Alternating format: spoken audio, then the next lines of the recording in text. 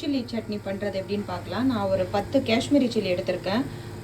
ஒரு ஸ்பூன் உளுத்தம்பருப்பு எடுத்திருக்கேன். இந்த மாதிரி ஒரு 2 பீஸ் புளி எடுத்திருக்கேன். கொஞ்சமாக எல்ஜி பவுடர் போட போகிறோம். நம்ம எல்லாத்தையும் ஆயில் கொத்திட்டு ஃப்ரை பண்ணலாம். நம்ம ஆயில் கொத்தி ஃப்ரை பண்ணிகிட்ருக்கோம். நல்லா சிம்மில் வச்சே நம்ம ஃப்ரை பண்ணலாம். ஏன்னா பெருசில் வச்சா அடி பிடிச்சிடும். ஸோ சிம்மில் வச்சு நல்லா ஃப்ரை பண்ணிவிட்டு மிக்சியில் வந்து ஒரு கொஞ்சமாக வாட்டர் கொத்தி அரைக்கணும். நான் உங்களுக்கு எல்லாம் முடிச்சதுக்கப்புறமா அரைச்சிட்டு காட்டுறேன். சால்ட் வந்து நம்ம எவ்வளோ தேவையோ அவ்வளோ சேர்த்துக்கலாம். நான் ஒரு 1/2 ஸ்பூன் தான் போட போகிறேன் சால்ட்டு. ஒரு கடாயில் ஆயில் ஊற்றிருக்கேன். கடுகு ஒரு ஸ்பூன் போட்டிருக்கேன். அந்த ரெட் சில்லி பேஸ்ட் வந்து இந்த மாதிரி நம்ம அரைச்சிக்கணும். தண்ணி ஊற்றி நல்லா ஸ்மூத்தாக அரைச்சிக்கணும்.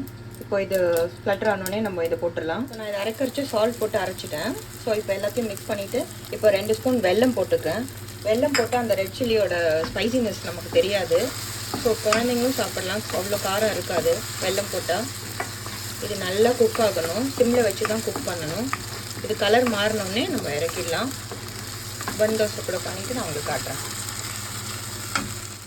ரெட் சில்லி சட்னி ரெடி ஆகிடுச்சு. ஸோ இப்போ நான் பிளேட்டிங் பண்ணிவிட்டு உங்களுக்கு காட்டுறேன். Bun dosa with red chilli chutney ready ஆகிடுச்சு.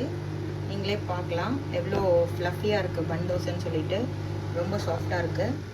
நல்லாயிருக்கும். கண்டிப்பாக நீங்களும் உங்கள் வீட்டில் ட்ரை பண்ணி பாருங்கள்.